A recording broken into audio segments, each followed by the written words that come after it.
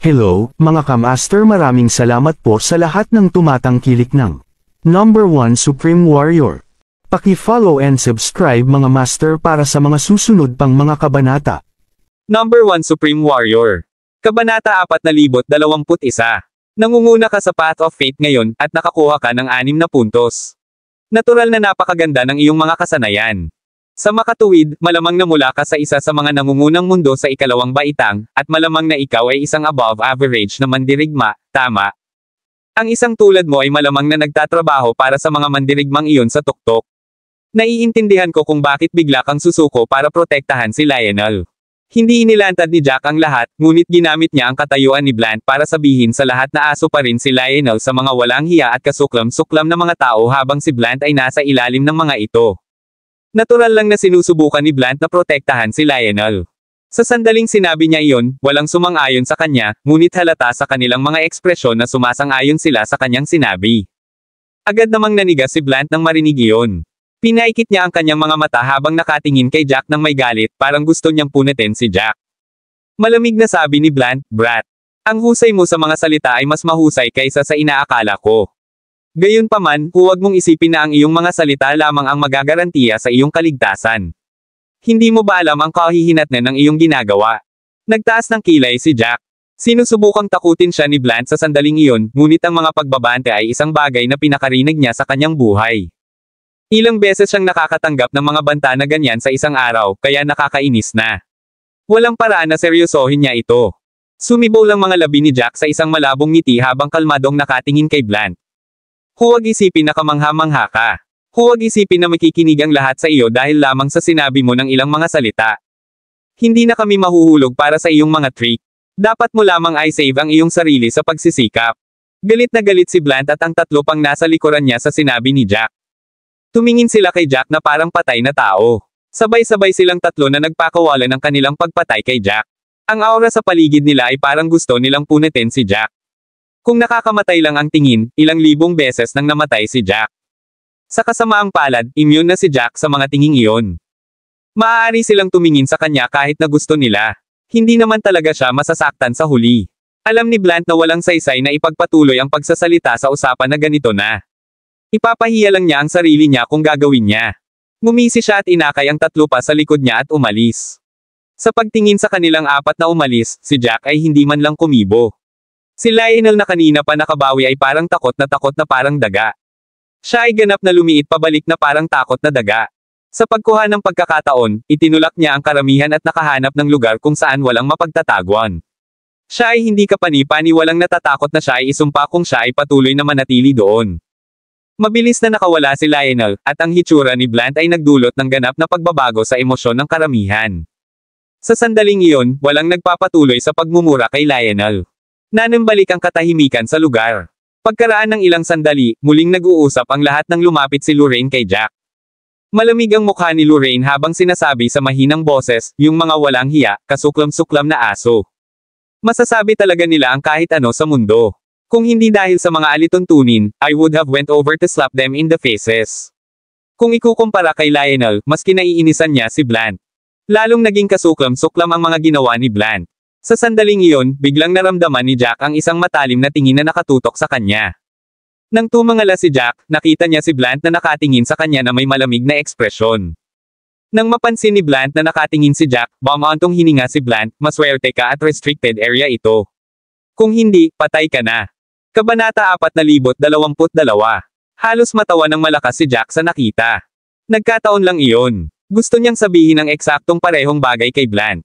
Ang dapat sana ay magpasalamat sa katotohanan ang mga alituntuning naghihigpit sa kanila sa pakikipaglaban ay dapat na si Blant. Kung hindi, wala nang ibang kahihinatnan ang naghihintay kay Blant pagkatapos ng sarili niyang mga salita.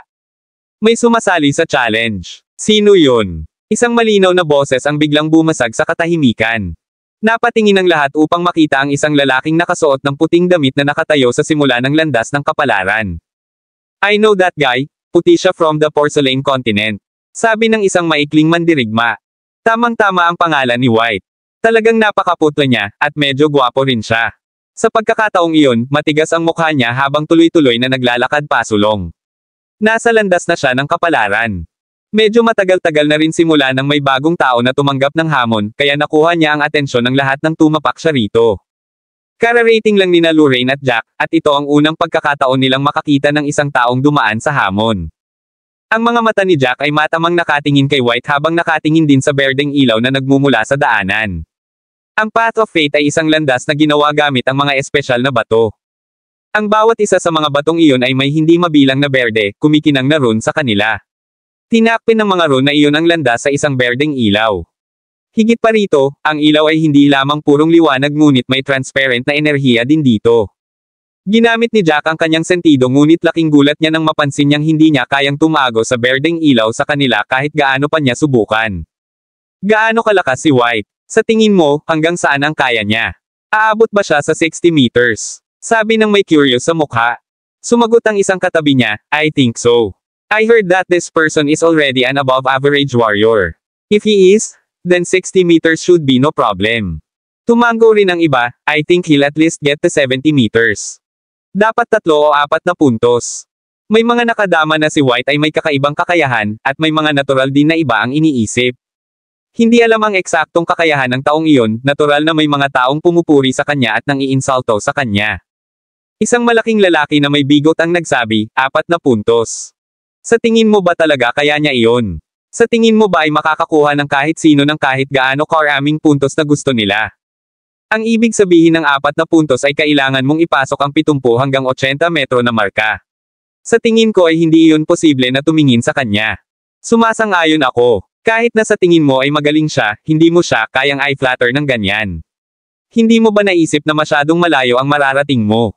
I heard he just barely got to being an above average warrior. Ibig sabihin, baka hindi pa siya totoong nasa ganoong level. Kung tutuusin, medyo exaggerated ang chismis. Kahit above average warrior talaga siya, walang paraan na makakakuha siya ng 4 na puntos.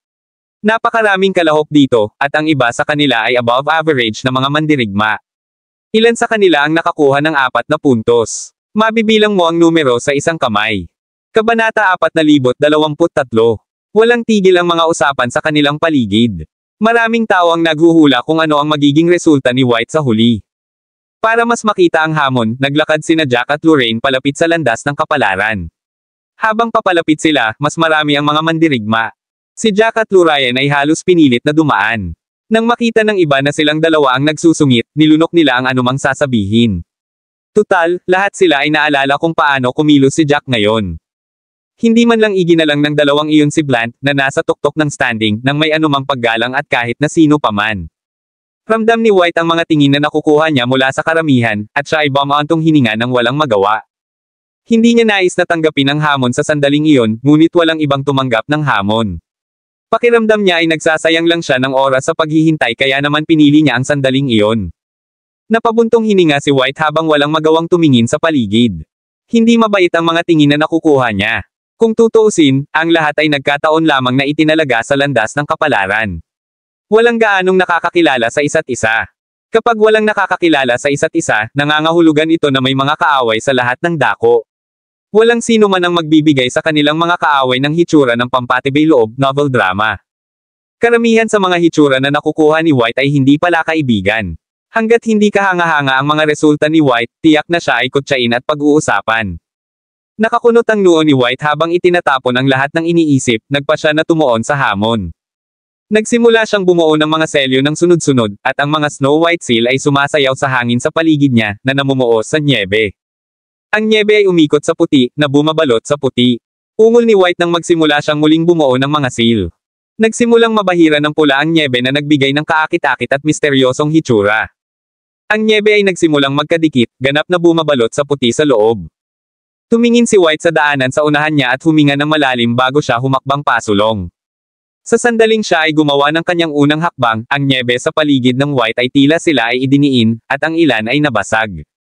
Siyempre, ang ilang mga snowflake sa marami sa kanya ay maliit na halaga, ngunit ito ay naging sanhi pa rin ng lahat na makaramdam ng presyon sa landas.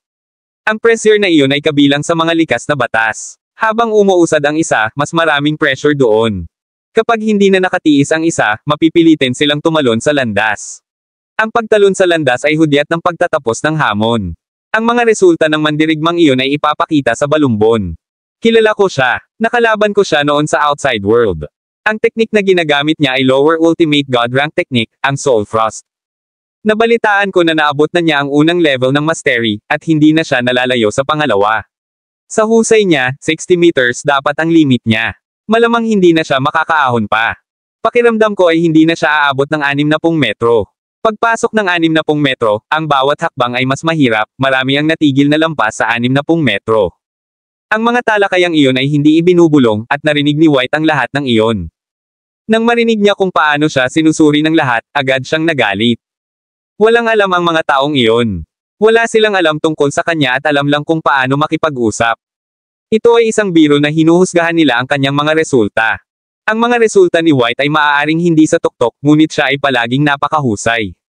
Kabanata 4024. Bago sumali sa hamon, binigyan niya ang kanyang sarili ng isang layunin. Nagtakda siya ng layunin na pumasok sa 70 metro para sa kanyang sarili. Sa paggawa lamang niyan ay makakakuha siya ng 4 na puntos. Kung hindi siya makaabot sa 70 metro, ang tsansa na makakuha siya ng 4 na puntos ay nasa halos 20% lamang. Sa pag-iisip tungkol doon, medyo nawala ng magawa si White at tahimik na nagmura na ang mga patakaran ay parang napakagulo. Ang ilang mga tao ay nakakuha ng 68 metro, ngunit ang kanilang mga resulta ay nauwi sa 4 na puntos. May ilan na umabot sa 68 metro ngunit nabigyan ng 3 puntos. Hindi rin ito isang espesyal na sitwasyon, ngunit kung ano ang nangyayari ng regular.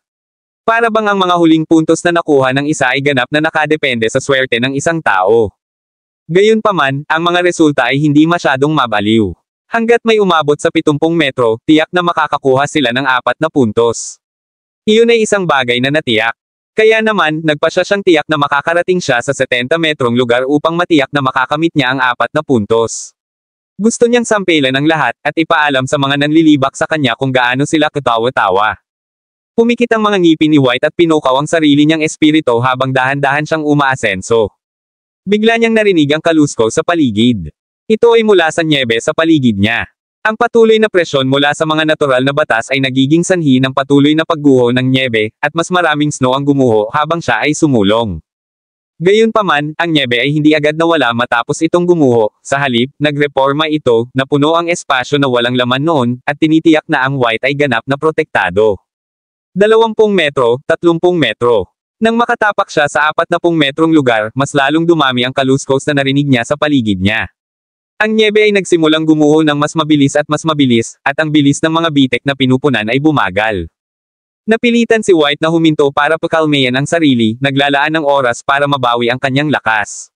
Nagsimula siyang muling bumuo ng mga seal, at hindi mabilang na mga snowflake ang nabuo mula sa kanyang mga kamay at pinunan ang mga puwang. Matapos ay compose ang sarili ay napakunot ang noo niya habang patuloy na umaban. Hindi siya maaaring manatili doon ng matagal. Sa landas ng kapalaran, ang mga likas na batas ay patuloy na pinipilit pababa. Kahit na maaari niyang ihinto ang pag-asenso, ang presyon ay titigil lamang sa pagtaas, hindi ito ganap na titigil. Ang paghinto ay nangangahulugan ng paggastos ng higit sa kanyang lakas. Nagsimula siyang maglakad ng pabilis, at ang kanyang ekspresyon ay lalong nag-aalala. Unti-unting tumutulo ang pawis sa kanyang mukha. Sa oras na umabot siya sa 50 metro, ang bilis ng pagguho ng nyebe ay 2 beses ng mas mabilis kaysa noong siya ay nasa 40 metrong lugar. Unti-unti, naramdaman niyang hindi na niya kayang kumapit. Bawat hakbang niya ay nangangahulugang kailangan niyang huminto upang punan ang mga puwang sa kanyang nyebe. Saka lamang niya mapoprotektahan ang sarili mula sa mga batas. Sumimangot ang isang matabang lalaki at sinabing, 5 metro na.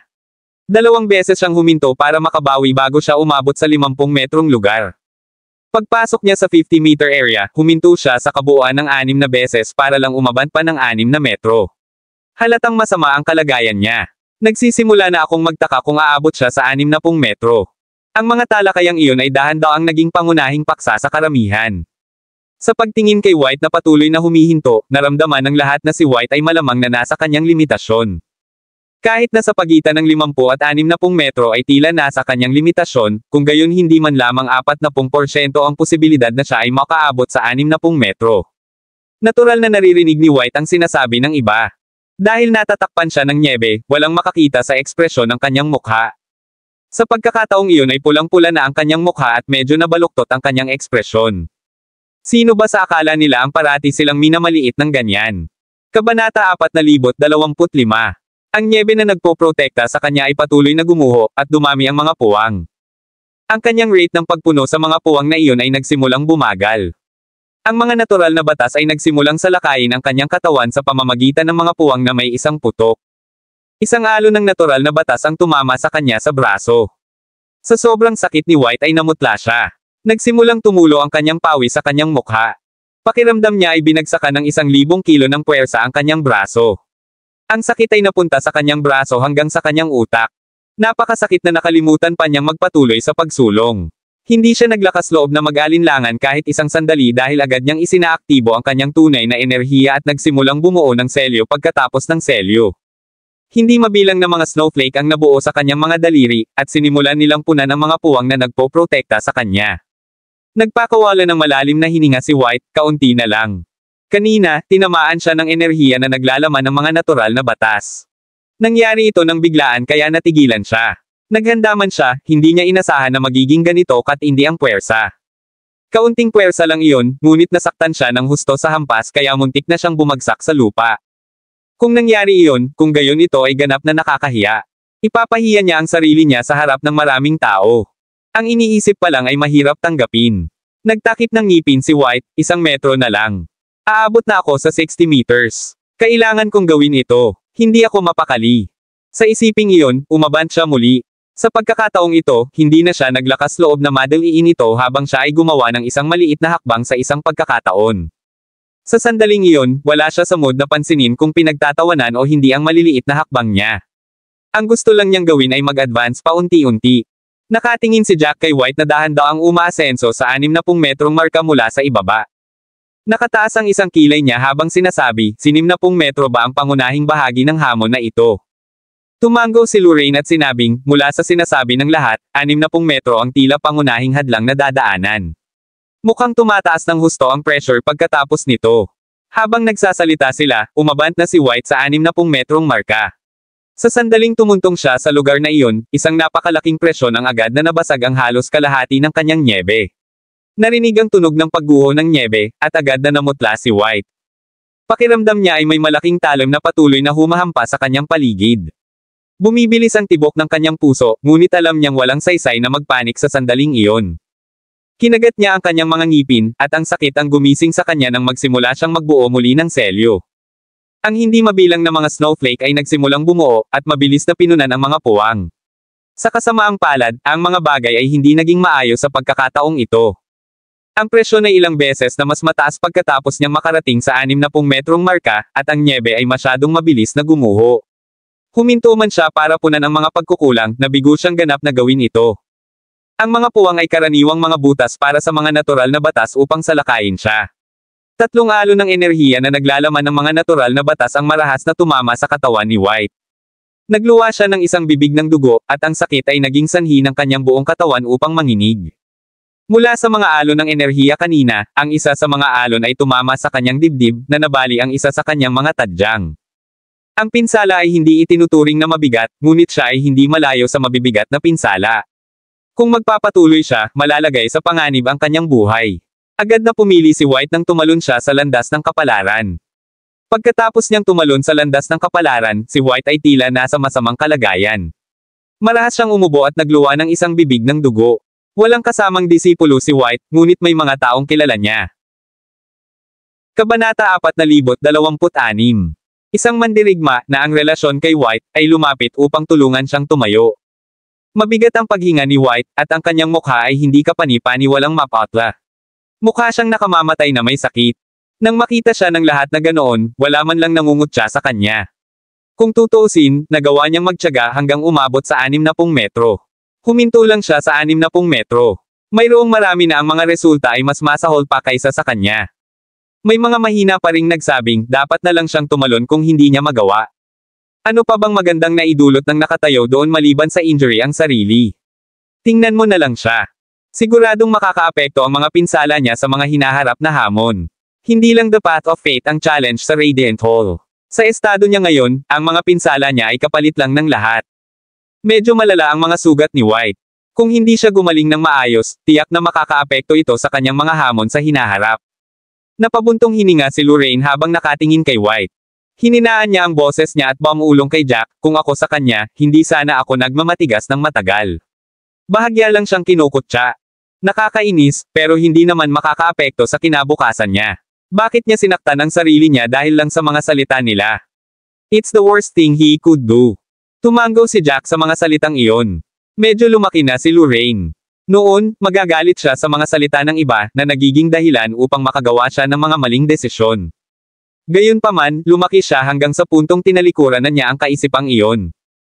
Ano man ang sinabi ng iba, kailangan ng isang tao na magkaroon ng lakas ng loob upang mapaglabanan ito para sa kapakanan ng mas malaking larawan. Ang isang tao ay hindi kayang maapektuhan ng mga bagay na tulad niyan at payagan ang mga ganitong bagay na makaapekto sa kanilang mental na kalagayan. Napakadaling gumawa ng maling desisyon dahil doon at maapektuhan ang kanilang kinabukasan. Tumingin si Lorraine sa ngiti ni Jack at ngumiti ng pilit. Sa wakas alam ko kung gaano karami ang isang tulala sa nakaraan. Palagi akong kumikilos ng impulsively. Panipi. Noong panahong iyon, si Lorraine ay parang isang mola na palaging nahihirapan dahil sa kanyang init ng ulo. Lumitaw ang pangalan ni White sa higanting scroll. Hindi nakakagulat, nakuha ni White ang 3 puntos sa huli. May kabuuang 107 kalahok na sumabak sa hamon. Sa kanila, nirerango si White sa ika-56. Nasa gitna siya, hindi masyadong malakas, ngunit hindi rin mahina. Kung hindi siya naging masyadong matigas ang ulo sa huli at nasugatan ang sarili, ang kanyang mga resulta ay nagkakahalaga ng maraming talakayan. Huminga ng malalim si Lorraine habang nakatingin sa scroll sa ere. Seryoso niyang tiningnan ang mga resulta ng lahat, at tila nababalisa siya. Medyo nag-alinlangan siya, ngunit saglit lang iyon bago siya nakapagdesisyon. Hinawakan niya ang braso ni Jack at seryosong sinabi, susubukan ko. Bahagyang tumango si Jack. Nakita ni Jack kung gaano kagalit si Lorraine kanina. Hindi na kailangang magsalita ni Lorraine para malaman ni Jack kung ano ang iniisip niya. Dahan-daang naglakad si Lorraine patungo sa landas ng kapalaran. Nang lumitaw ang kanyang figure sa simula ng landas, tumingin ang lahat. Malinaw pa rin sa isipan ng lahat ang pangyayari noon. Bilang isang bagong dating na walang nakilala, si Lorraine ay agad na nagkaproblema sa taong nangunguna sa oras na dumating siya. Higit pa rito, tila hindi umaatres si Lorraine, na nag-iwan ng malalim na impresyon sa lahat ng naroon. Maging si Blant ay nakatingin na may malamig na tingin sa kanyang mukha. Lumakad siya mula sa mga gilid na mas malapit sa landas ng kapalaran na may hitsura ng amusement. Napangisi si Blant. Gusto niyang makita kung hanggang saan ang mararating ng mandirigmang iyon na naglakas loob na manggulo sa kanya. Ang lalaking iyon ba ay walang pakundangang matapang? Kalmado pa rin si Lorraine sa kabila ng lahat ng atensyon na nakukuha niya. Kabanata 4027. Napakaraming pinagdaanan ni Lorraine kamakailan at natuto siyang huwag pansinin ang mga tingin ng mga nakapaligid sa kanya. Wala siyang pakialam kung ano ang sinasabi ng iba, o kung paano sila tumingin sa kanya. Hindi siya nagtagal sa panimulang punto. Matapos huminga ng 2 malalim para ayusin ang sarili, inilabas niya ang kanyang sandata mula sa kanyang storage space. Isa itong espadang pilak. Nagsimula siyang bumuo ng mga seal gamit ang kanyang kanang kamay, at ang mga seal ay sumayaw sa hangin bago sila tumigas sa isang sinag ng liwanag, na bumaril sa espada. Biglang nagsimulang tumunog ang espada. Seryoso si Lorraine habang itinaas ang kaliwang kamay at nilaslas ng maraming beses. Ang mga laslas ay tumigas sa hangin. Napakabilis ni Lorraine, at ang kanyang braso sa kaliwa ay nabuo pagkatapos ng mga imahe. Ang mga laslas ay namuo sa kanyang harapan, na naging isang aura ng liwanag at tinakpan ang kanyang katawan. Matapos gawin iyon, hindi na nagdalawang isip si Lorraine sa kanyang unang hakbang. Nang tumuntong siya sa landas ng kapalaran, naramdaman niya kaagad ang matinding pressure mula sa mga batas ng kalikasan. Ang mga batas ng kalikasan ay naging mga alon ng enerhiya na umaatake sa kanyang aura ng espada, na pinipilit ito ng labis na ang liwanag ay nasira. Gayunpaman, nagawa ni Lorraine na makayanan ito sa huli. Tahimik na pinanood ni Jack ang lahat ng ito. Maaari niyang hulaan kung gaano kalayo ang mararating ni Lorraine. Alam ni Jack kung gaano kalakas si Lorraine, at masasabi ng iba kung gaano kalakas si Lorraine mula sa kanyang aura. Kanina, hindi pa rin sila sigurado. Kung tutuusin, maraming mandirigma ang gustong itago ang kanilang lakas. Sa paggawa ni Lorraine ng kanyang hakbang, nasabi nila na ang lakas ni Lorraine ay nasa pagitan ng isang regular na mandirigma at isang higit sa karaniwan. Ang kanyang kakayahan ay walang dapat ipagsigawan. Nagtaka sila kung saan siya nakakuha ng lakas ng loob para makipagtalo kay Blant. Hindi ba niya naiintindihan kung ano ang kahihinatnan ng kanyang mga aksyon? Ang taong ito ba ay tulala, o kung mayroon siyang iba pa sa kanyang manggas? Kanina, lilipas ang usapin kung tumahimik lang silang dalawa.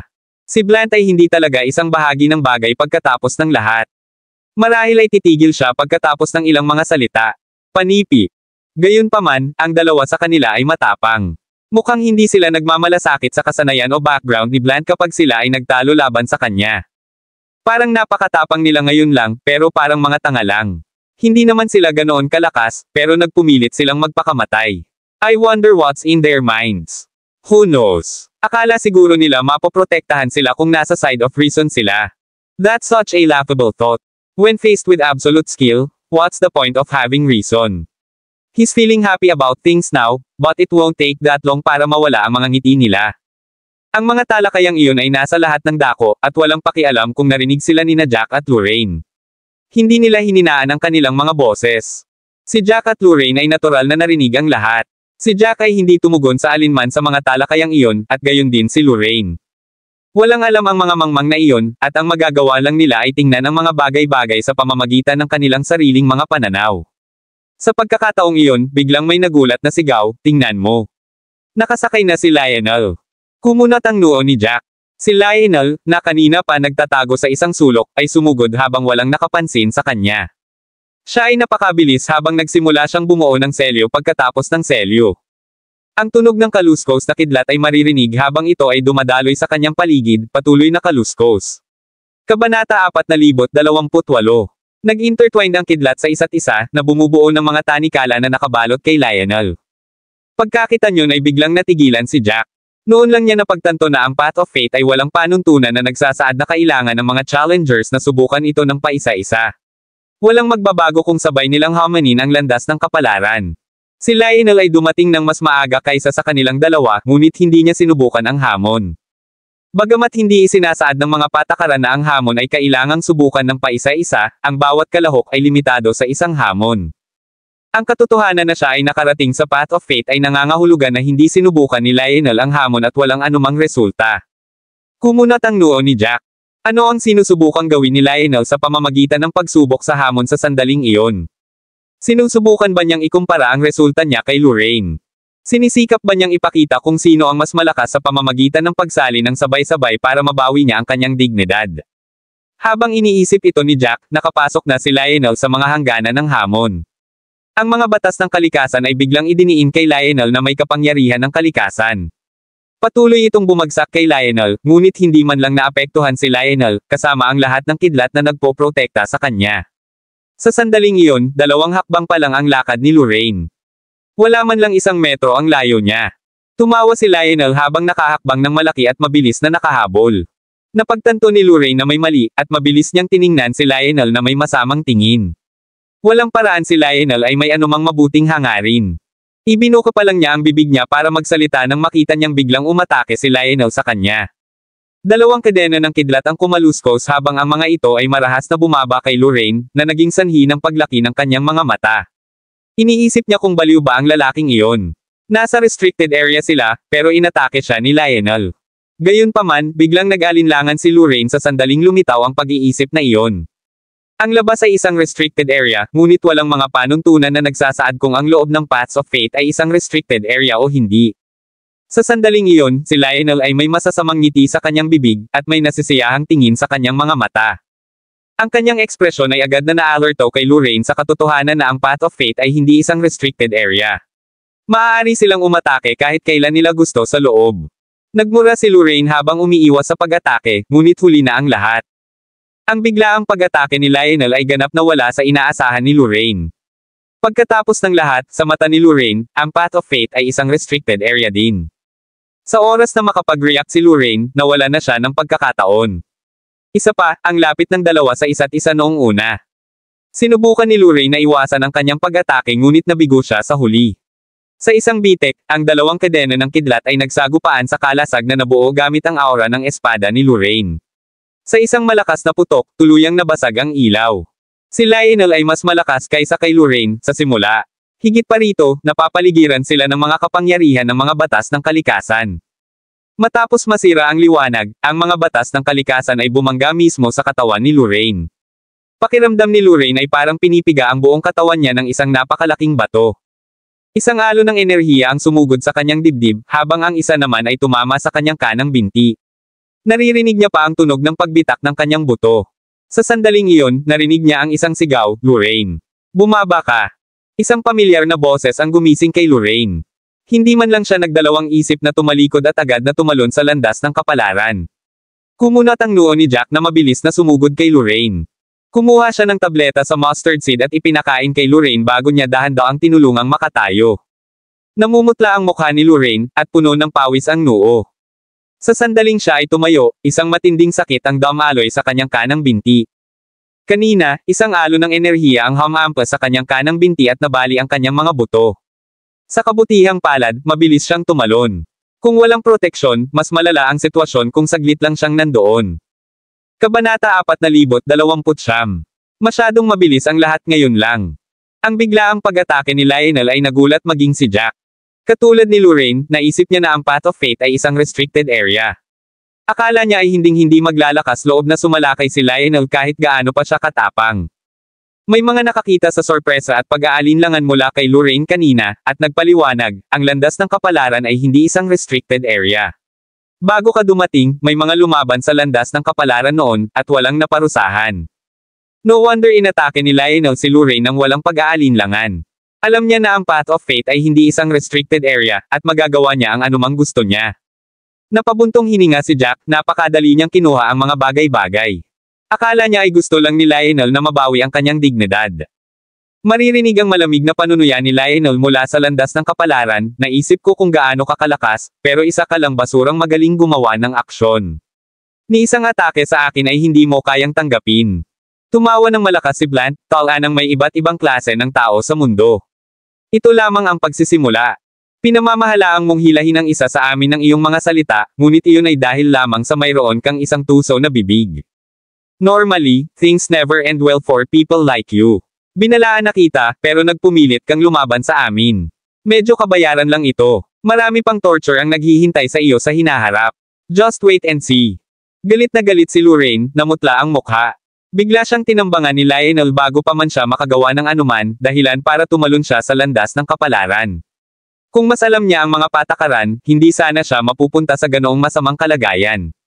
Matapos tumalon si Lorraine, lumitaw ang kanyang pangalan sa napakalaking scroll. Ang kanyang pangalan ay nasa huling lugar, ika-108 na pwesto. Wala siyang nakuha kahit isang puntos. Maliban kay Lorraine, kahit na ang pinakamasamang resulta ay nakakuha ng 1 puntos. Gayunpaman, nabigo si Lorraine na makakuha ng kahit isa. Gayunpaman, ito ay inaasahan. Ang posisyong nalaglag ni Lorraine ay wala pang 1 metro ang layo mula sa panimulang punto. Natural na napakasama ng mga resulta kaya nabigo si Lorraine na makakuha ng 1 puntos. Sa pagtingin sa pangalan ni Lorraine na pinakahuli, nagsimulang tumawa si Blunt.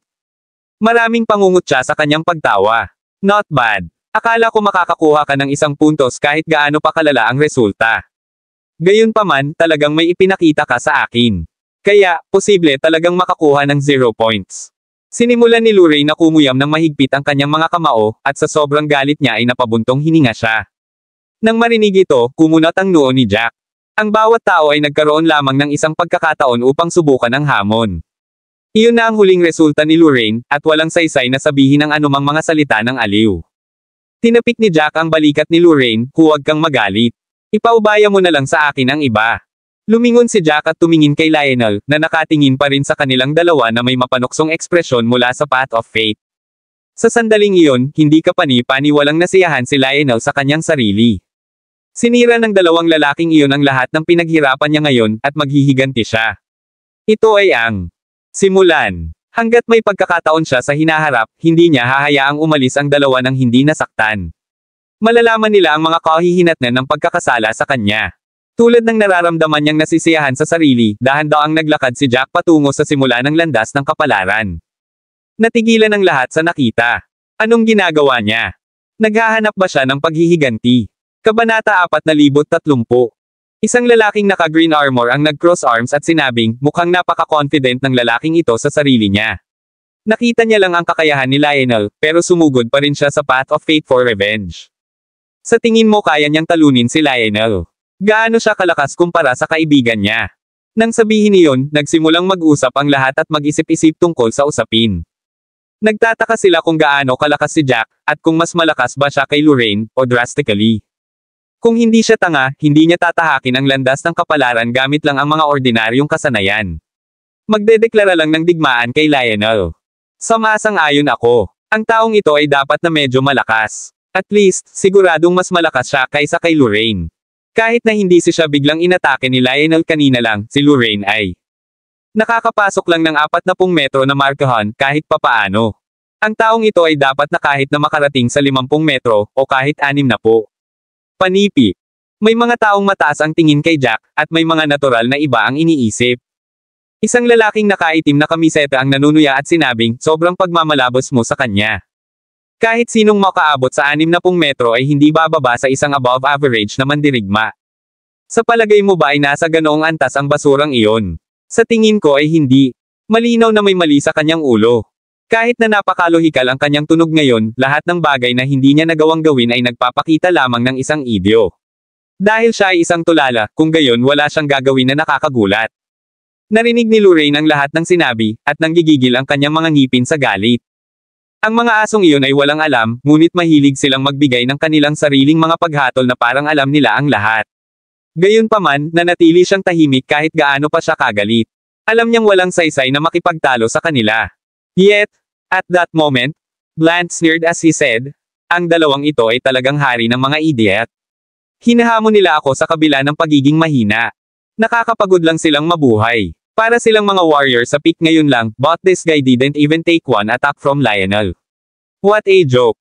Ang tao sa tuktok ngayon ay malinaw na medyo mas malakas kaysa sa Lorraine, ngunit hindi ito maaaring maging sa pamamagitan ng marami. Malamang matatalo siya pagkatapos ng 5 o 6 na palitan kasama si Lionel. Galit na galit ang mukha ni Lorraine na napansin naman ni Blunt. Blunt scoffed as he said, ano? Hindi ka ba natutuwa sa sinasabi ko? The truth is plain for all to see. Hindi ka ba ngayon lang naging proud sa sarili mo? Bakit ka natalo? Kung ayaw mong umamin ng pagkatalo, tingnan mo na lang ang resulta mo. Basura ka. Biglang tumangala si Lorraine kay Blunt na galit na galit. Lumingon kaagad si Blunt na may mapagmataas na ekspresyon sa mukha. Kumikislap ang lumilipad sa pagitan nilang dalawa, at wala ni isa sa kanila ang umaatres. Kahit na may mga bagay-bagay, tinatanggihan pa rin ni Lorraine na umatras. Nagdulot iyon ng maraming kalituhan at kuryosidad. Ito ay masyadong kakaiba. Ang kanyang mga kasanayan ay malinaw na para makita ng lahat. Hindi siya tugma para kay Lionel, at ang kanyang mga kasanayan ay nasa pagitan lamang ng isang regular na mandirigma at isang higit sa karaniwan. Sa kabila noon, naglakas loob siyang subukang harapin si Blunt ng gulo. Nagtataka ang lahat kung saan niya nakuha ang kanyang lakas ng loob. Sa puntong iyon, lahat ay nakatingin na kina Lorraine at Jack na para bang sila ay ganap na tulala, at hindi akalain ng marami na may pagkakataon si Jack. Kabanata 4031. Walang pakialam si Jack sa kung ano ang tingin sa kanya ng iba. Tumingin lang siya kay Lionel na may malamig na ekspresyon. Nang makita ni Lionel na humakbang si Jack, mukhang tuwang-tuwa si Lionel. He scoffed and said, "Brat, you sure are something else. Alam mo namang hindi kita bibitawan, pero lumalapit ka pa rin sa akin." Kanina, mabilis na tumalon si Lorraine sa landas ng kapalaran. Tumalon si Lorraine bago pa niya magawa ang anumang masakit kay Lorraine, kaya nawala ng pagkakataon si Lionel, na ikinalungkot niya. Kahit nasugatan pa si Lorraine, hindi sapat ang mga pinsalang iyon para pawiin ang puot sa kanyang puso. Kailangan niya man lang bigyan ng magandang bogbog ang lalaki, kaya perpekto na si Jack ay humakbang pasulong. Sa sandaling iyon, nagpasya si Lionel na hindi niya hahayaang makatakas ang lalaki tulad ng dati. Sisiguraduhin niyang puputulan ang anumang landas ng pagtakas, at pahirapan ng maayos ang lalaki sa landas ng kapalaran. Sisiguraduhin niyang bugbugin niya ang lalaki sa harap ng lahat. Ipapaalam niya sa kanila ang mga kahihinatnan ng pagkakasala sa kanya. Sa mga kaisipang iyon sa kanyang isipan, nagsimulang pumulupot ang mga labi ni Lionel sa isang mapait na ngiti. Sa pagtingin sa ekspresyon ni Lionel, malinaw kay Jack kung ano ang iniisip ni Lionel. Nanunuya si Jack, hindi nag-aksaya ng oras sa anumang salita habang bahagyang tumingin sa ibaba bago gumawa ng mga selyo gamit ang kanyang mga kamay. Hindi mabilang na mga silang nagsimulang mabuo sa paligid ng mga daliri ni Jack. Tahimik na nanunood ang lahat, gustong makita kung anong uri ng pamamaraan ang taglay ng kumpiyansa na humahamon. Ang ikinagulat ng lahat ay ang katotohanan na ang mga seal ay hindi lumulutang sa hangin ngunit sa halip ay lumubog sa lupa. Ang Path of Fate ay ginawa gamit ang isang espesyal na berdeng bato, at may mga malabong berdeng rune na inukit sa bato. Ang buong Path of Fate ay kumikinang sa isang banayad na berdeng ilaw na lumalim ng papalapit ito sa sahig. Nang dumampi ang mga selyo sa lupa, natakpan sila ng mahinang berdeng kinang. Natigilan ang lahat nang makita iyon. Ano ang ginagawa ng lalaking ito? Kahit na walang mga panuntunan na nagsabi na ang mga seal ay kailangang lumutang sa hangin pagkatapos na mabuo, napakabihirang para sa sinuman na ilubog ang kanilang mga seal sa ilalim ng lupa. Marami sa kanila ang nagsimulang magpadala ng kanilang mga pandama upang malaman kung ano ang nangyayari, sinusubukang siyasatin ang mga selyo. Gayunpaman, nabigo sila nang makitang hindi sila makalusot sa berdeng ilaw kahit anong pilit nila. Hindi nila alam kung ano ang napaka-espesyal ng liwanag na iyon na hinayaan nitong hadlangan ang kanilang mga pandama. Nabigo silang malaman ang anumang bagay. Nakita ni Jack ang pagkabigo sa mukha ng lahat, at siya ay ganap na kalmado. Oo naman, ang iba ay nakakuha ng parehong mga resulta tulad ng ginawa niya. Kahit na ano, walang nakalusot sa berdeng ilaw gamit ang kanilang mga pandama. Ito ay isang natural na hadlang na perpekto para kay Jack. Sa sandaling iyon, nais ni Jack na manatiling nakatago ang kanyang pagkakakilanlan. Hindi man ito magdudulot ng labis na gulo kung ito ay malantad, gusto pa rin niyang itago ito. Naghihintay siya ng tamang sandali. Hindi mabilang na mga silang itinago ng berdeng ilaw, at mabilis silang naging 100 soul sword. Hinailan ni Jack pabalik ang kanyang mga kamay, at ang soul swords ay naging madilim na abo at ibinalot kay Jack. Ang ambon ay napuno ng lakas ng kaluluwa. Pagkalapit nito kay Jack ay mabilis nitong tinakpan ang buong katawan niya. Tumagos din ang isang bahagi nito sa kulay abong espada na nasa kamay niya. Pagkatapos niyang gawin iyon, huminga ng malalim si Jack bago siya humakbang pasulong. Ang kapangyarihan ng mga batas ng kalikasan ay nagsimulang salakayin si Jack, ngunit ito ay ganap na hinarangan ng ambon. Nagsimula ng palapit si Jack sa kinaroroonan ni Lionel. Kabanata 4032. Sa sandaling iyon, ang lahat ay nakatingin sa Path of Fate na may malaking interes. Inaabangan nila ang mangyayari. Sa tingin mo hanggang kailan kakayanin ng lalaking iyon si Lionel? Sa tingin ko ay dapat siyang tumagal hanggang sa ika-4 na palitan. Hindi sa palagay ko ay tatagal pa siya para sa isang solong pagpapalitan. Ang taong iyon at si Lorraine ay malinaw na may ilang mga problema sa kanilang mga ulo. Walang paraan na may ganyang tao na gagawa ng isang bagay-bagay na mauunawaan natin. Hindi mo dapat maliitin siya ng sobra. Huwag kalimutan, tila malinaw siya sa kanyang loika ngayon mismo. At parang hindi siya may problema sa pag-iisip. Para siyang may alam sa ginagawa niya. Habang nag-uusap ang iba, nagsimulang malapitan ni Jack si Lionel. Nasa delikadong lapit na sila sa isa't isa. Sa sandaling may umatake, walang pagkakataon na maiwasan ang anuman. Isang malamig na tingin ang ibinigay ni Lionel kay Jack. Bahagya niyang ipinikit ang mga mata habang sinusukat si Jack na may masamang tingin na para bang may gustong makita sa ekspresyon ni Jack. Gayunpaman, kahit gaano pa siya katagal, ang tanging nakikita niya ay ang kalmado at walang pakialam na ekspresyon ni Jack. Tumaas ang isang kilay ni Lionel at nagtanong, "Brat, I'm very curious. Do you think matatalo mo ako?" Nang marinig ito, natawa si Jack habang mahinahong sumagot, "Tumahimik ka na lang. I hate listening to nonsense." The moment that said, medyo iba ang tingin ng mga tao kay Jack. Kaya, talagang tiwala si Jack sa kanyang sarili. Ang paraan ng pagsasalita niya, at ang kanyang ekspresyon ay hindi mukhang peke. Parang hindi niya pilit na sinisikap na kumilos. Nakakunot ang noo ni Blant habang sinusukat si Jack. Ang nasa likod ni Blant ay kapwa niya disipulo, si Adler. Umubo si Adler bago sinabi sa mahinang boses, "Blant, mapagkakatiwalaan ba itong si Lionel na ito o hindi? Pakiramdam ko ay may kung anong bagay ang lalaking iyon at hindi kasing hina ng sinasabi nila." Kung si Lionel. Hindi na kailangang tapusin ni Adler para maintindihan ni Blant ang sinasabi ni Adler. Tumaas ang isang kilay ni Blant, pagkatapos ay sinabing, kahit na si Lionel ay walang kapantay para sa kanya, hindi siya mapapabayaan ni Lionel ng madali. Kailangang turuan ni Lionel ang lalaking iyon ng isang malupit na leksyon at ipagkait sa kanya ang pagkakataong makakuha ng anumang bagay na mabuti mula rito. Kung hindi, ang iba ay makikita lang tayo bilang isang biro. Masiglang tumango si Adler. Huminga ng malalim si Blant, at nagdilim din ang kanyang ekspresyon.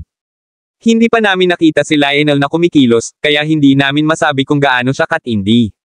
Gayunpaman, narinig ko na ang Lionel ay hindi bababa sa gitna ng itaas na average na mandirigma. Hindi siya mahina, panipi. Baka sa mga mata ni Adler ang pagkadismaya. Wala siyang espesyal, anong kabutihan siya. Dapat tayong gumawa ng ating sariling paghahanda. Kung matatalo si Lionel, kailangan nating magkaroon ng tugon. Sa sandaling iyon, hindi alam ni Lionel kung ano ang pinag-uusapan ni Blant kay Adler. Ang kanyang isip ay ganap na nakatuon kay Jack. Sa kabilang banda, si Lionel ay lubos na nagalit kay Jack. Nakatikip siya ng ngipin habang nakatingin kay Jack. Brat, hindi mo ba pinapahalagahan ang buhay mo? Dahil gusto mong mamatay, pagbibigyan kita ng hiling mo. Pagkatapos niyang sabihin iyon ay tumulak siya pasulong, at 3 kadena ng kidlat ang magkakasunod habang binaril nila si Jack. Nang makita ito, pumulupot ang mga labi ni Jack habang itinaas niya ang kanyang espada at nilalaslas ang mga tanikala. Maririnig ang mga kaluskos, at ang mga kadena ng kidlat ay nagsimulang maglabas ng hindi mabilang na mga spark. Ang kulay abong espada ay may alo ng kulay abong ambon sa paligid nito. Ang dalawang enerhiya ay marahas na nagsalubong, at ang sagupaan ay naging dahilan upang ang kulay abong espada ni Jack ay natamba, habang ang mga tanikala ng kidlat ni Lionel ay nawasak din. Ang palitan na iyon ay ganap na pantay, at walang sino man ang nalamang. Nagtakip ng ngipin si Lionel habang mas lalong lumakas ang galit niya. Hindi niya inaasahan na magiging ganoon kalakas ang lalaking ito. Naisip ni Lionel na kahit papaano ay may tulak niya ang lalaki pabalik sa isang suntok kung hindi man ay talunin siya. Gayunpaman, nauwi sila sa pantay na tugma. Kabanata 4033. Pagkatapos makita iyon, nagkaroon ng pagsabog ng mga talakayan mula sa ibaba. Hindi masama ang taong ito. Nasa antas na siya ng isang average na mandirigma. Hindi nakakagulat na handa siyang sumugod sa landas ng kapalaran. Unang palitan pa lang. Hindi pa ipinakita ni Lionel ang kanyang buong lakas. Matatalo ang lalaking iyon sa huli. Galit na galit ang ekspresyon ni Lionel. Brat, huwag ka munang matuwa sa sarili mo. Simula pa lang ito. Pagkatapos niyang sabihin iyon, 5 kadena ng kidlat ang sumugod kay Jack. Ang 5 kadena na iyon ay nakatutok mismo sa ulo at paa ni Jack. Sinisikap siyang tapusin ni Lionel sa isang suntok. Nakataas ang isang kilay ni Jack, at ang mga batas ng kalawakan ay umiikot sa ilalim ng kanyang mga paa. Ang landas ng kapalaran ay napuno ng mga batas ng kalikasan. Ang pagsisikap na gamitin ang mga batas ng espasyo upang lumipat sa ibang lokasyon ay hindi masyadong makatotohanan, at naunawaan niya iyon. Hindi ginagamit ni Jack ang mga batas ng espasyo para mag-teleport kundi para maiwasan ang pag-atake ng kanyang kalaban sa lalong madaling panahon. Kahit na hindi siya makalusot sa kalawakan, maaari niyang i-distort ito. Lumingon si Jack sa gilid at iniwasan ang mga tanikala ng kidlat na tumatama sa kanyang ulo at kanang braso sa hindi kapani-pani walang bilis. Sa pag-iwas niya rito, pinutol niya ang kanyang espada, naglulunsad ng alo ng enerhiya na biglang tumama kay Lionel. Pagkatapos ay narinig ng lahat ang isang kaluskos, at ang mga kadena sa paligid ni Lionel ay hiniwa. Matapos maputol ang mga tanikala na iyon, hindi tumigil ang laslas at patuloy na tumusok sa kanang braso ni Lionel. Naramdaman ni Lionel ang matinding sakit na nagmumula sa kanyang kanang braso na kumalat sa buong katawan. Ang katangian ng kaluluwa ay tila umakyat sa kanyang buong katawan. Napaiyak si Lionel dahil sa sakit. Bigla siyang nawala ng kontrol sa mga kadena ng kidlat sa paligid niya nang kumalat ang mga ito sa purong enerhiya.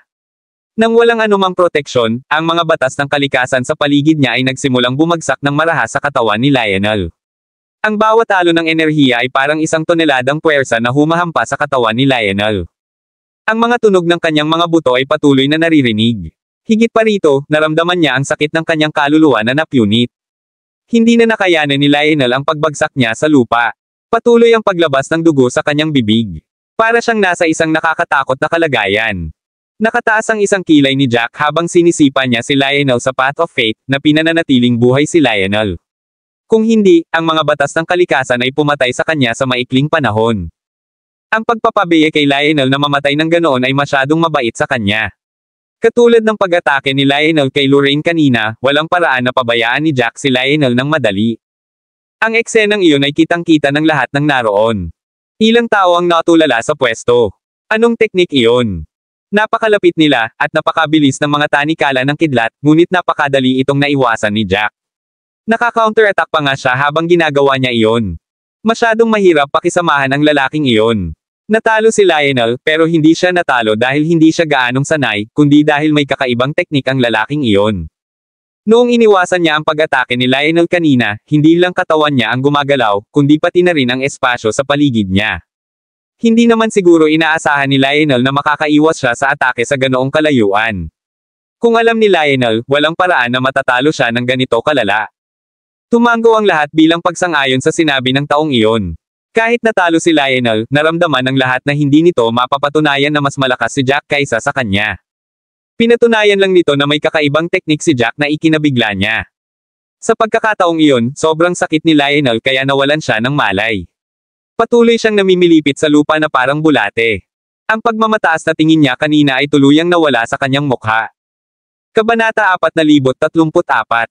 Kung titingnan kung gaano kasakit si Lionel ay naging sanhi ng panginginig ng lahat. Sa kanilang puso, hindi karapat-dapat na matalo si Lionel. Gayunpaman, kailangan nilang aminin na ang kakaibang pamamaraan ay bahagi pa rin ng mga kasanayan ni Jack, kaya walang mga problema kung si Jack ay nanalo sa ganoong paraan. Si Lionel lang ang dapat sisihin sa hindi pagiging mapagmatsyag at sobrang tiwala sa sarili. Minamaliit niya ang kanyang kalaban, na naging dahilan ng ganitong kinalabasan. Tumayo si Jack sa lugar sa Path of Fate at hindi nagpatuloy sa pagsulong. Sa halip, lumingon siya at tumingin kay Lionel na gumulong-gulong sa lupa, novel drama. Tumaas ang isang kilay ni Jack bago sinabi sa malamig na boses, gusto mo babayaran ko ang halaga. Mag-isa ka lang. Hindi lang ikaw. Kahit sinong magtangkang bayaran ako, siya mismo ang magbabayad. Pagkatapos niyang sabihin iyon, lumingon si Jack at tumingin kay Blunt na may malinaw na pangungutya sa mga mata. Naninigas ang ekspresyon ni Blunt sa sandaling iyon, at nag-alab ang galit sa kanyang puso. Nagiging matapang na ang brat na iyon. Ang kanyang mga aksyon ay isang pampublikong hamon kay Blunt. Nagbago ang ekspresyon ng iba pagkatapos ng tanawing iyon. Ang tensyon sa pagitan ni Blunt at Jack ay napakalaki. Ang dalawa sa kanila ay tila hindi kapani-paniwalang mamamatay tao, at ang kanilang mga aura ay ganap na pinakawalan. May humaplo sa kanyang baba at sinabi sa mahinang boses, ang bagong dating na ito ay mas mapangahas pa sa inaakala ko. Sa tingin ba niya ay kaya niyang talunin si Blunt dahil lang sa natalo niya si Lionel? Napakalayo ni Lionel kay Blunt. Si Lionel ay maaaring isang above average na mandirigma, ngunit may malaking agwat pa rin sa pagitan nila. Si Lionel ay nasa pinakagitnang hanay ng mga average na mandirigma sa itaas. Napakaraming mas malakas kaysa sa kanya. At saka, ang taong ito ay gumamit lang ng kakaibang pamamaraan para manalo. Wala naman talagang ibig sabihin pagdating sa kanyang husay. Malayo pa siyang hamanin si Blunt. Kung ang taong nakatayo sa Path of Fate ay Blunt at hindi si Lionel, malamang na ang taong ito ay ang gumugulong ngayon. Pagkasabi ng taong iyon ay tumango naman ang iba. Kahit na tila hindi natatakot ang bagong dating habang hinahamon niya si Blunt, tila walang nag-iisip na marami siyang magagawa. Sa kanilang mga mata, ang bagong dating ay parang itlog mula sa pugad ng manok, at si Blunt ay parang bulalakaw na nahulog mula sa langit. Obvious naman kung sino ang mananalo kung magkasagupaan sila. Sa sandaling iyon, naramdaman pa nilang medyo biro ang hamon ni Jack. Tumikim ang isang mabangis na lalaki at sinabing, itong lalaki na to ay mayabang lang dahil natapos na ni Blunt ang challenge at hindi na niya kayang tumapak sa Path of Fate. Dahil iyon ang kaso, walang paraan na maaari silang lumaban ngayon. Iyon ang dahilan kung bakit siya nang ahas na hamanin si Jack. Kung hindi, hindi na sana siya maglalakas loob na kumilos ng ganito. Tumango naman ang iba bilang pagsang-ayon. Halatang tuwang-tuwa si Jack dahil alam niyang hindi magagawa ni Blunt ang landas ng kapalaran at gawin ang anumang bagay sa kanya kahit gaano pa niya kalabanan si Blunt. Pagkatapos ng hamon, aalis ang lahat at ililipat sa ibang lugar. Maliit ang pagkakataong magkita muli. Sa pag-iisip tungkol doon, medyo ilang mga tao ang nagsimulang tumingin kay Jack ng masama, hindi nagustuhan kung gaano siya naglalagay sa isang aksyon. Dahil walang magawa si Blunt sa kanya, siya ay kumikilos ng labis na nasisiyahan sa kanyang sarili. Sa pagkakataong iyon, biglang tumawa si Blunt habang kinakawayan niya si Jack ng ilang beses bago tinapik si Adel sa braso. Gumapang ang mga labi ni Adler sa isang makahulugang ngiti. Tumango siya kay Blunt, at sa ilalim ng pagtataka ng lahat, tumungo siya sa simula ng landas ng kapalaran. Ilang tao ang natulala sa nakita. Kabanata 4035. Dahan daw ang humarap si Jack kay Adler. Si Lorraine ay tahimik na nakatayo sa ibaba ng Path of Fate, nakatingin sa lahat ng nangyayari. Akala ng iba ay masyadong mayabang si Jack sa sinabi niya kanina, pero masasabi ni Lorraine na may ibang plano si Jack. Si Jack ay hindi isang taong hahayaan ang kaunting tagumpay sa kanyang ulo. Hinding-hindi niya sasabihin iyon kung wala siyang dahilan. Siguradong may layunin si Jack sa kanyang ginawa. Nang tumuntong si Adler sa panimulang punto, agad na naunawaan ni Lorraine na si Jack ay sinusubukang pukawin si Blunt upang ang kanyang mga nasasakupan ay sumali sa hamon, novel drama. Sa totoo lang, nagsusugal din si Jack. Hindi niya alam kung ang mga nakapaligid kay Blunt ay sumama sa hamon noon. Kung lahat sila ay sinubukan na ang hamon, kung gayon ay ginawa niya ang lahat ng iyon ng walang kabuluhan. Nang makita ito, bahagyang ipinikit ni Adler ang kanyang mga mata habang nakatingin sa kabilang partido na may masamang kislap. Ang ekspresyong iyon ay tila sinasabi sa lahat na lubos niyang sisirain si Jack. Si Jack ay nanatiling ganap na kalmado kahit na nakaharap sa ganoong ekspresyon. Para bang ang taong nakatayo sa umpisahan ay hindi niya kalaban, kundi isang langgam na anumang oras ay maaari niyang patayin. Hindi man lang siya nakaramdam ng pananakot ng kalaban. Masyadong kalmado ang ekspresyon ni Jack, at nagalit iyon kay Adler. Adler scoffed, "Brat, try to keep up with that act of yours.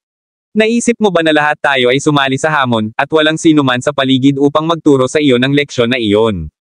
Kaya ba napakayabang mong kumilos? Gayunpaman, nagkamali ka ng pagkalkula. Nauna lang akong pumasok sa lugar na ito kaysa sa iyo, at hindi ako nagkaroon ng pagkakataong sumali sa hamon." Ang iba pang mga kalahok sa ibaba ay nagsimulang tumingin kay Jack na may simpatiya sa kanilang mga mukha. Jack ay tapos na para sa. May sumigaw pa nga, "Hoy, ikaw dyan. Kailangan mong mag-ingat. Mas malakas si Adler kaysa kay Lionel. Lionel's nothing special amongst warriors that are above average, but Adler ranks in the top 10 among those warriors. Lionel wouldn't able to take 3 blows from him." Nagtaas ng kilay si Jack. Kaya, ang taong ito ay tinawag na Adler. Si Adler ay bahagyang mas malakas kaysa sa inaasahan ni Jack kung siya ay nirerango sa nangungunang 10.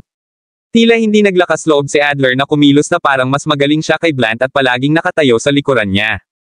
Halata namang mas malakas si Blunt kay Adler at malamang nasa top 5. Hindi nakakagulat na ang lahat ay takot na takot kay Blunt. Sa mga ganoong kasanayan, tiyak na may karapatan si Blunt na kumilos ng mayabang sa harap ng lahat. Inakala ni Adler na si Jack ay magpapakita ng takot sa kanyang mukha pagkatapos marinig kung gaano siya kalakas. Kahit na pinipilit ni Jack ang kanyang sarili na kumilos ng mahinahon, dapat ay may ilang pagbabago sa kilos ni Jack nang ihayag niya ang kanyang mga kakayahan. Gayunpaman, nagulat siya nang makitang hindi nagbabago ang ekspresyon ni Jack sa buong panahon.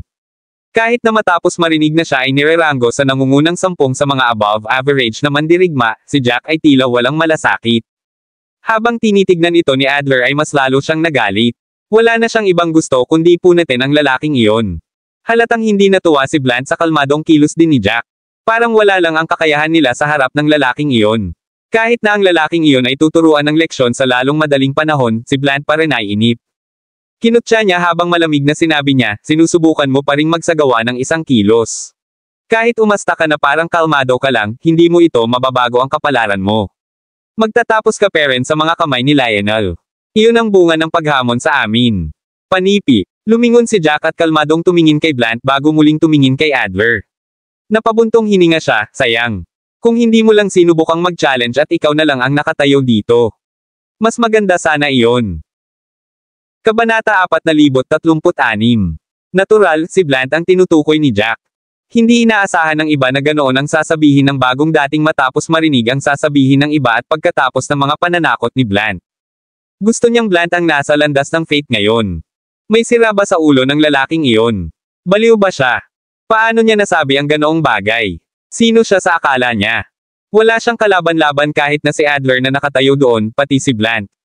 Nang marinig iyon ni Blunt, nakaramdam siya ng hindi kapani-paniwalang pagkadismaya habang nakatingin kay Jack ng walang imak. Nagbibiro ba ang lalaking iyon? Sabi ni Blunt, "Talagang may iba't ibang klase ng tao sa mundo. Wala pa akong nakitang kasing galing sa pagyayabang gaya mo dati. Kapag nakikinig ka, akalain pa ng isa na ikaw ay isang mandirigma sa tuktok." Galit na galit si Adler sa sinabi ni Jack. Kitang-kita niya sa tono ni Jack na masama ang tingin sa kanya ni Jack. Nagdulot ito ng matinding galit at galit kay Adler. Nagpatikip ng ngipin si Adler at sinabing, "Brat, I'm just looking to die right now." Nakataas ang kilay ni Jack na hindi pinansin ang sinasabi ni Adler. Nagpatuloy siya sa pagsasalita, "Magaling din ang taong ito. Kapag kumalat na ang balita, may epekto pa rin." Maliban kay Lorraine, walang makakaintindi sa sinasabi ni Jack. Pakiramdam nila ay talagang baliw na si Jack. Kung hindi, walang paraan na magsalita si Jack ng ganoon, nagsasabi ng mga bagay na hindi maarok ng sinuman. Hindi na gustong maghintay ni Adler. Habang nagsasalita si Jack ay parang nagalit siya. Sinimulan niya ang kanyang pag-atake na may galit na galit sa kanyang mukha. Nagsimula siyang bumuo ng mga selyo ng sunod-sunod, at sila ay namuo sa hangin sa biglaang sigaw ng isang ibon. Pagkatapos noon, isang ganap na nagyayelong asul na phoenix ang lumitaw sa hangin. Ang phoenix na iyon ay tila isang Diyos ng yelo habang ibinababa nito ang kanyang mga asul na pakpak. Sunod-sunod na alon ng malamig na hangin ang lumabas mula sa mga pakpak na iyon. Maging ang hangin sa kanilang paligid ay nagsimulang masira dahil sa lamig. Umikot ang Ice Phoenix sa ulo ni Adler, at muli itong umiyak. Pagkatapos noon, ang mga alon ng malamig na enerhiya ay nagsimulang marahas na lumabas sa mga pakpak nito, ganap na pumulupot kay Adler. Pagkatapos ng lahat ng iyon, sinimulan ni Adler na tingnan si Jack na may malamig na titig na para bang sinusubukan niyang gamitin ang kanyang ekspresyon upang sabihin sa lahat na si Jack ay malapit ng mamatay. Lumakad pasulong si Alder, dahan-daang nilapitan si Jack habang mabilis itong kumilos. Kahit na siya ay nasa landas ng kapalaran at pinipilit ng mga batas ng kalikasan, ang mga bahagi sa simula ay wala sa kanya. Ilang saglit lang ay nasa harapan na ni Jack si Adler. Si Jack ay hindi gaanong sumulong sa unang lugar at sadyang tumigil sa pwesto. Malayo lang ang layo ni Adler kay Jack, punong-puno ng malas ang mga mata niya na para bang gusto niyang punitin si Jack sa susunod na sandali. Sumibol ang mga labi ni Adler sa isang mapait na ngiti, hindi kita papatayin kaagad, iyon ay magiging napakabait sa iyo. Gusto kong manatiling buhay ka habang tinitiis mo ang pinakamalupit na pagpapahirap. Tahimik na nakinig si Jack sa mga pagbabante ni Adler, at walang gaanong emosyon sa kanyang mukha. Parang nagsasalita lang ng kalokohan si Adler. Hindi man lang siya nag-abalang tumugon kay Adler, bagkus ay inabot na lamang niya at tinanggal ang disguise sa kanyang mukha. Si Jack ay nakatago sa buong oras upang maiwasan ang anumang gulo. Gayunpaman, alam niya na ang pagpasok niya sa Radiant Hall at pagtatangka sa mga hamon ay hindi lihim. Estranghero kung hindi siya pumasok. Nalantad na sana ang kanyang pagkakakilanlan sa kalaunan. At nakatitiyak na siyang madadala siya sa isa pang hamon pagkatapos nito. Ang mga kalahok na nakilala niya pagkatapos nito ay malamang na karamihan ay mga estranghero. Kabanata 4037. Dahil iyon ang kaso, ang paglalantad sa kanyang sarili ay hindi magdudulot sa kanya ng labis na problema. Kanina, ginamit niya ang berdeng ilaw para itago ang kanyang pagkakakilanlan dahil gusto niyang mangisda ng isang bagay na malaki, ngunit nakuha niya lamang ang isang isda na katamtaman ang laki sa huli. Hindi bababa sa ito ay magiging kapakipakinabang pa rin. Nang haburin ni Jack ang kanyang disguise, natigilan ang lahat. Kaya't ang lalaking iyon ay naka-disguise, at hindi iyon ang tunay niyang mukha. Gayunpaman, ano ang ginagawa niya? Bakit niya tinanggal ang maskara niya? Hindi lang ang karamihan ang natulala sa mga sandaling iyon, maging sina Blunt at Adler ay parehong natulala. Hindi nila maintindihan ang ginagawa ng lalaking iyon. Tulad ng lahat ay nagtataka kung ano ang nangyayari, ganap na tinanggal ni Jack ang layer ng peking balat, at ang kanyang tunay na mukha ay nahayag para makita ng lahat. Nang makita ng lahat ang kanyang tunay na mukha, sumisitsit kung saan-saan. Si Adler ay partikular na nakabuka ang kanyang bibig ng napakalawak na kaya niyang lumunok ng isang buong itlog. Napakalaki ng kanyang mga mata at parang lalabas na ang mga eyeball sa kanilang mga socket. Para siyang nakakita ng multo. Biglang tumahimik ang buong lugar, at walang nagsalita sa sandaling iyon. Natigilan ang lahat. Pagkaraan ng mahabang panahon, may nagsalita sa nanginginig na boses, nakikita ko ba ang mga bagay? Kamukhang kamukha ng lalaking ito si Jack. Ang imahe ni Jack ay nakita ng halos lahat sa puntong ito. Lahat ay may malalim na impresyon sa kung ano talaga ang hitsura niya. Pagkatapos ng lahat, si Jack ay nagdulot ng labis na kaguluhan nitong mga nakaraang panahon. Higit pa rito, ang kanyang mga kasanayan ay tulad ng isang mandirigma sa tuktok, kaya siya ay naging paksa ng labis na paghanga. Karamihan sa mga mandirigma ay gustong makilala ng personal si Jack. Nang gawin nila, pakiramdam nila ay may nakikita sila. Napaisip pa sila kung si Jack ba talaga ang nasa harapan nila o kamukha lang. What do you mean kamukha niya si Jack? Siya si Jack. Kahit magkamukha sila, hindi sila magkamukha. Oh my God, I never expected na makikilala ko si Jack. Itigil ang pakikipag-usap para sa ngayon, tingnan si Adler. Mukha siyang nasa Syra. Hindi nakakagulat na si Jack ay kalmado sa buong oras. No wonder na nabuo niya ang mga seal na iyon sa ilalim ng lupa. Hinarang ng berdeng ilaw ang aming mga sentido, at hindi namin makita ang kanyang teknik. Itinatago niya ang kanyang pagkatao. Sa sandaling sinabi, napagtanto ng lahat ang nangyari. Bigla nilang naintindihan ang lahat ng nangyari. Bago ito, naisip nila na si Jack ay nagpapanggap na kalmado sa harap ni Adler dahil gusto niyang magpakita. Gayunpaman, tila ang pagiging mahinahon ni Jack ay dahil si Adler ay wala sa kanyang paningin. Kahit na si Adler ay nireranggo sa nangungunang 10 kabilang sa mga mandirigma na higit sa karaniwan, wala siya sa paningin ni Jack. Pagkatapos ng lahat, mataas ang ranggo ni Jack kahit na sa mga mandirigma sa tuktok. Pati si Triton ay namatay sa kanyang mga kamay, kitang-kita kung gaano siya kalakas. Parang tinamaan ng kidlat si Blunt. Hindi niya akalain na ang lalaking iyon ay si Jack. Hindi nakakagulat na sinabi ni Jack ang lahat ng iyon kanina. Ito ay para lamang linisin ang kanyang sariling pangalan. Noong panahong iyon, akala niya ay tulala si Jack para saktan siya. Novel drama. Masyadong walang muwang si Blunt. Sa husay ni Jack, kahit ang pinakamatandang kapwa-alagad ni Blunt ay walang magagawa kay Jack, lalo pa ang sarili niya. Kabanata 4038. Ang mga labi ni Adler ay umiikot habang tumalikod siya. Bago ito, naisip niya kung paano niya ito ganap na matalo. Gayunpaman, sa puntong ito, hindi rin siya naglakas loob na magsabi ng isang salita. Sinabi ni Jack na natatakot si Adler na magsalita, at tumawa bago niya sinabi, hindi mo ba sinabi na gusto mong patayin ako? Bakit hindi mo ako salakayin? Attack! Umaatake sa mga sundalo sa tuktok. Siya ay magpakamatay upang gawin iyon. Sa oras na iyon, naramdaman ni Adler na nakatayo siya sa gilid ng isang bangin. Kung siya ay tumatagal ng isang hakbang pasulong, mahuhulog siya sa isang walang katapusang kailaliman. Kahit na natakot siya sa oras na iyon, kailangan niyang pilitin ang kanyang sarili na huminahon. Nakakatakot si Jack, ngunit kung wala siyang ginawa, mamamatay lang siya. Tiyak na ayaw niyang mamatay. Hindi niya nais na matapos ang kanyang magandang buhay doon. Pinilit ni Adler ang kanyang sarili na huminga ng malalim bago tumitig sa putok na may hitsura ng nagmamakaawa. Walang paraan na maaari niyang pakawalan si Jack ng kanyang sariling mga salita. Ang ekspresyon ng Blunt ay napakamadilim. Noong nakaraan, siya ay lubos na tiwala, ngunit ang lahat ng paniniwala na iyon ay ganap na nawala. Kapag nahaharap sa isang mandirigma sa tuktok tulad ni Jack, ang kanyang sarili at tiwala mula sa dati ay napakakatawa-tawa. Sa oras na iyon, inilagay ni Blunt ang isang maasim na ekspresyon sa kanyang mukha. Ang pagkakaroon ng isang salungatan kay Jack ay isang napakasamang ideya. Sa mga mata ng Blunt, si Jack ay hindi lamang isang baliw na tao, kundi pati na rin isang mabaliw na tao na may maraming lakas. Ang kontinente ng bituin ay nakakasakit sa kanya, at nakipaglaban si Jack sa kontinente ng mga bituin hanggang sa huli. Nais ni Triton na patayin siya, kaya pinatay ni Jack si Triton. Sa harap ni Jack, ang Blunt ay wala. Gayunpaman, hindi lamang niya maitapon si Adler.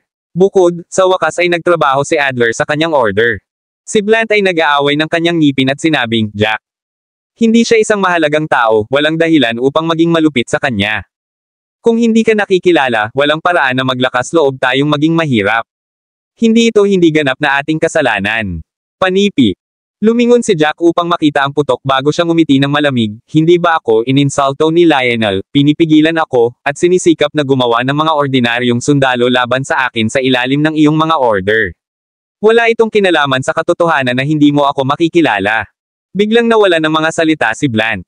Sa oras na iyon, magmukhang masyadong peking kung sinabi niya na hindi ito ang kanyang mga order. Kahit na sinabi niya ito, hindi ito paniwalaan ni Jack. Nag-sneer si Jack bago magpatuloy, wala akong sama ng loob laban sa iyo, ngunit sinasadya mong gawing paninirang puri ako ni Lionel. Sinusubukan kong linisin ang aking pangalan, at pinapahirap mo ako. Huwag isipin na ako ay isang tulala. Walang paraan na maaari mong gamitin hindi alam kung sino ako bilang isang dahilan ngayon. Panipi. Nilamon ni Blunt ang laway, at ang kanyang ekspresyon ay naging napakamaasim. Binuksan niya ang kanyang bibig upang sabihin ang isang bagay ngunit nahanap ang kanyang sarili na tahimik. Malamig na ngumiti si Jack bago magpatuloy, lubhang ininsulto ako ni Lionel ngayon. Siya ay nagsalita ng malapit, kaya hindi ito dapat ang unang pagkakataon na sinabi niya na. Dapat ay nagdulot ka ng maraming sentimento sa ibang lugar. Kung hindi ko ako doon, tibigyan ka ng lahat ng mga aralin, tretuhin mo ako tulad ng wala. Ang mga sundalo sa tuktok ay tumanggi na palayain ang pagkakataon na salakayin siya at patuloy na nagpapahirap sa kanya. Ang Blunt ay isang subordinate lamang ng mga taong ito. Nag-sneer si Jack nang lumingon siya upang makita si Adler. Sa oras na iyon, mapatla ang mukha ni Adler habang mabilis siyang umatras. Ang mga labi ni Jack ay hubog sa isang mahinahon na ngiti. Ang kanyang mga kamay ay nagsimulang gumalaw ng mabilis kapag hindi mabilang na mga sil na sumayaw sa hangin. Isang kalahating isang singsing na may isang tao na lumilitaw sa harap ng lahat. Ang singsing ay ganap na itim, at mayroong isang fog para sa kapangyarihan ng kaluluwa sa paligid niya. May mga pulang spot din dito. Iyon ang singsing ng kaluluwa. Ang pamilyar na pananaw ay nagdulot ng marami sa kanila na huminga. Nakita nila si Jack gamit ang nakaraang pamamaraan sa pamamagitan ng pag-record. Ang kapangyarihan ng singsing na pagsabog ng kaluluwa ay malinaw na nakaukit sa ulo ng lahat. Nagyelo talaga si Adler nang makita niya ang singsing na sumabog ang kaluluwa. Naramdaman niyang huminto ang kanyang puso. Kabanata 4039. Maging ito ay ang hayop o ang mga Golden Armored Fighter o maging ang mga Crystal Fighter, lahat sila ay ganap na nawasak ng Soul Burst Ring.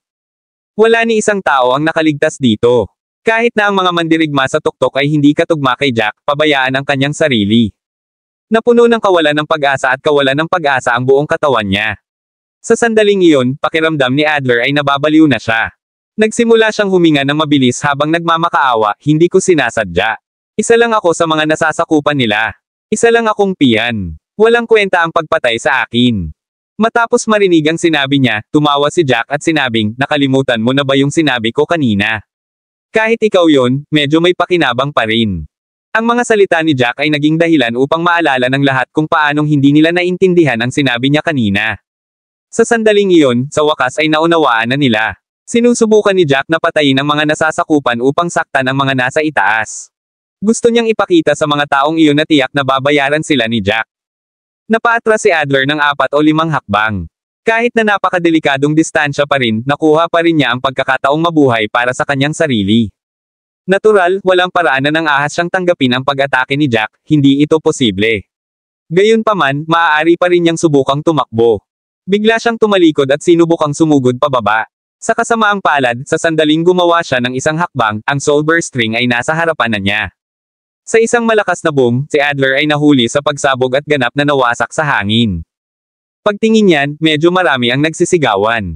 Sa karamihan ng mga mandirigma doon, si Adler ay napakalakas na. Ang pagiging mataas ang ranggo sa mga mandirigma na higit sa karaniwan ay sapat na upang maging isang taong iginagalang nilang lahat. Gayunpaman, ang isang taong iginagalang nila ay mas mahina kaysa sa langgam sa harap ni Jack. Nakatingin lang si Blunt habang pinatay si Adler nang hindi man lang nag-iiwan ng bangkay. Wala siyang masabi kahit isang bagay. Kung alam niyang si Jack iyon, hinding-hindi siya maglalakas loob na labanan si Jack. Si Jack ay hindi nagpakita ng emosyon sa buong oras at nanatiling kalmado sa buong panahon. Gayunpaman, hindi iyon nangangahulugan na si Jack ay may banayad na ugali. Sa halip, siya ay palaging isang taong mapagpasyahan at walang awa. Walang magandang nangyari sa mga nanakit sa kanya. Sa sandaling umatake si Jack, nakontrol niya ang enerhiya ng kaluluwa sa loob ni Lionel at nabawasan ang sakit kaya dahan-daang nagkamalay si Lionel. Pagkatapos niyang imulat ang kanyang mga mata, nakita niya ang totoong mukha ni Jack pati na rin ang Soulburst Ring na patungo mismo kay Adler. Ngayon lang siya nagkamalay, pero muntik na siyang mawala ng malay. Si Jack iyon. Bakit nandoon si Jack? Sa sandaling iyon, narinig ni Lionel ang ilang yabag sa kanyang likuran. Lumingon siya at nakita niya si Lorraine na may malamig na ngiti sa labi. Hindi mo naman siguro ako nakikilala diba? Nagpalit na rin ako ng itsura. Matagal mo akong ginugulo sa Killing Hall para sabihin kay Jack ang tungkol sayo. Natigilan si Lionel. Nang marinig niya iyon ay natigilan siya sa kinatatayuan. Siya ay isang matalinong tao sa huli, at mabilis niyang naisip ang lahat. Nanginginig ang mga kamay ni Lionel, kaya ikaw. Tumango si Lorraine, sa tingin mo napakatalino mo, pero sa tingin ko ay pipi ka bilang isang mule. Akala mo ba makikinabang ka dahil lang sa pagtatrabaho mo sa kanila? Akala mo ba makakaganti ka kay Jack dahil dyan? Tiyak na iniisip mo na mainit ang ulo mo. Sa tingin mo ba ay magagawa mo talaga ang anumang bagay gamit ang kakarampot mong kakayahan? Kabanata 4040. Habang nagsasalita si Lorraine, mas lalo siyang nagalit. Inabot niya ang kwelyo ni Lionel at itinaas siya mula sa lupa. Kahit na sila ay nasa loob. Isang restricted area, ang paghawak lang ng isang tao sa kwelyo ay hindi umaatake sa isang tao. Tumingin si Lorraine kay Lionel na may malamig na ekspresyon, sa Killing Hall, umasta ka na parang napakatalino mo. Para bang kawalan ka ni Jack bilang strategist? Matalino. Matalino ka. Sa sobrang takot ni Lionel ay nanginginig ang buong katawan. Nang mapagtanto niya kung sino ang kausap niya ngayon, lahat ng kaninang tapang niya ay tuluyang nawala. Umiling si Lionel, hindi ko akalain. Habang sinabi niya iyon, natagpuan niya ang kanyang sarili na ganap na hindi na magpatuloy. Kung tutuusin, ang dami na niyang sinabi noon at walang humpay na sinisiraan si Jack. Imposibleng magsabi siya ng kahit ano para ipagtanggol ang sarili sa puntong iyon, at hindi rin ito magiging makabuluhan sa anumang paraan. Ngumisi si Lorraine bago niya sinabing, hindi ka pa nagkaroon ng anumang problema kay Jack sa unang lugar. Masyado kang bobo at iginiit na subukang gumawa ng problema para kay Jack. Wala kang ibang dapat sisihin kundi ang sarili mo sa sitwasyon mo ngayon. Akala mo ba magagawa mong mas maayos ang sarili mo dahil lang sa utak mong iyan at ilabas mo rin ang frustrations mo? Sa huli, sinira mo ang sarili mo gamit ang sarili mong katalinuhan, or should I say stupidity. Kung ang isang tulad mo ay nanatili lang sa tabi ng masunurin, makakaalis ka na dito ng buhay, pero nagpumilit kang maghanap ng mamatay. Sino pa ba ang dapat mong sisihin? Lahat ng ito ay dahil sa iyo. Ang mga salita ni Lorraine ay parang mga karayom na tumutusok sa puso ni Lionel. Ayaw man niyang aminin, gusto man niyang makipagtalo, sinabi sa kanya ng puso niya na ito ang totoo, na totoo ang sinabi ni Lorraine. Talagang ginawa niya ang lahat ng ito sa kanyang sarili. Humakbang siya upang suruan si Jack at naging isang piyan para sa mga mandirigma sa tuktok. Sa huli, ito ang nagbuwis ng sarili niyang buhay. Napuno ng kawalan ng pag-asa at kawalan ng pag-asa ang buong katawan niya. Ngumisi si Lorraine bago niya ibinagsak pabalik sa lupa si Lionel. Nang makita ng lahat ang eksena, wala ni isang tao ang nakiramay kay Lionel. Kung tutuusin, sinadya niyang ibalik sa kanila si Jack kanina. Kung hindi dahil sa mga restrictions na ipinatupad, sana may iba pang sumugod para bugbugin si Lionel. Sa sandaling iyon, naayos na ni Jack ang kanyang sarili at hindi na pinapansin ang lahat. Ang pagpapabayad niya sa mga taong iyon ay isang bagay na ginawa ni Jack dahil ito ay maginhawa. Dumating siya sa Path of Fate dahil gusto niyang hamanin ito para sa mga gantimpala at mga puntos. Tumangala si Jack sa dulo ng Path of Fate. Sa sandaling iyon, 15 metro pa lamang ang kanyang inabante. 108 metro pa ang layo niya sa dulo. Huminga ng malalim si Jack. Pagkatapos niyang ayusin ang sarili, naglakad siya pasulong patungo sa dulo. Habang sumusulong siya, ang iba ay nagsimulang bumalik upang tumingin din. Wala nang nagbigay pansin sa namatay na si Adler at sa malapit nang mamatay na si Lionel. Maging si Blunt ay nakatingin din kay Jack. Sa mga husay ni Jack, hindi ito mahirap maglakad ng mabilis sa paunang bahagi. Gayunpaman, hindi niya ginawa iyon. Sa halip, dahan-dahan siyang naglakad pasulong, sinisiguradong steady ang bawat hakbang. Sa tingin mo saan mapupunta si Jack? Pakiramdam ko ay makakaabot siya ng 100 metro kahit papaano. Dapat ay maabot niya ang 110. Masyado mo siyang minamaliit. Maaaring mula sa ikatlong baitang mundo si Jack, ngunit hindi mo siya mahuhusgahan batay sa kung saan siya nanggaling. Tunay na isang mandirigma si Jack, at malamang na nasa top 5 siya, o maging ang nangungunang 3 sa kanila. Maraming salamat mga ka-master sa walang sawang pagsusubaybay. Isang like, share, and subscribe naman dyan mga ka-master. Abangan ang susunod pang mga kabanata.